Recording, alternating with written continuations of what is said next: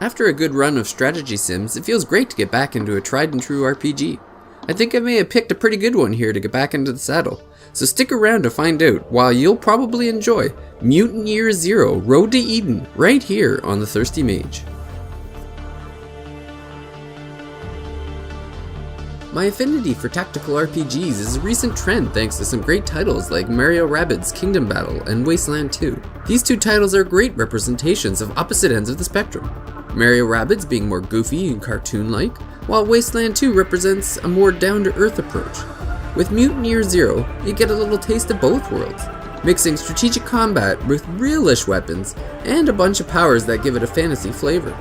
By straddling that line between real and fantasy, the developers have done an excellent job of providing a new and unique experience that's just a whole lot of fun to play. Set in a post-human world, Mutant Year Zero follows a team of mutants tasked with ensuring the survival of the Ark, a settlement struggling to hold on amidst resource scarcity and constant attack. In fact, the area surrounding the Ark is so dangerous that only highly trained group of mutants called the Stalkers have the skills required to survive outside of the settlement.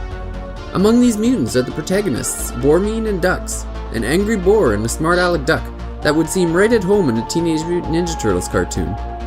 Using a combination of guns, grenades, powers, and stealth, the duo are charged with seeking out necessary resources in the ghoul-infested zone. Along the way, your duo will become a trio when you come across Selma, a mutant who was left behind by another team of stalkers who comes with her own set of abilities. The story is nothing we haven't seen from previous post-apocalyptic tales, but what works about it is the assortment of memorable characters. Not only do the main cast of characters have their own unique personalities and work well with each other, but an assortment of shops back at the Ark are run by some interesting individuals as well. Each time you head back to stock up on supplies, you get some dialogue that helps propel the story, or some advice on how better to stay alive in the zone. The real strength, though, of Mutant Year Zero is the wonderfully complex and challenging combat system. The essentials are what you would find in most tactical RPGs: action points that limit the number of actions, environmental objects that are used for tactical advantage, and keeping an eye on your magazine to make sure you're not bulletless in a prone situation. What I enjoy the most about combat is how integrated the importance of stealth is. After the initial tutorial area, battles can no longer be won with an all-out attack with guns ablazing.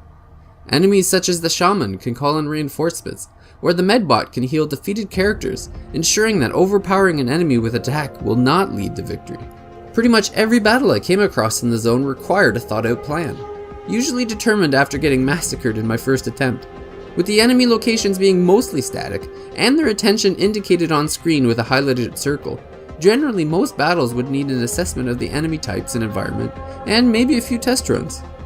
Initially, the difficulty of many of the battles came across as frustrating, which I think came as a result of the contrast between the very easy tutorial.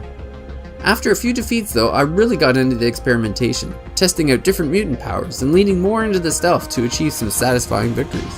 As soon as you embrace that notion that stealth equals victory, Mutant Year Zero is a whole lot of fun. Mutant skill trees and an assortment of different styles of weapons does give it some decent replayability.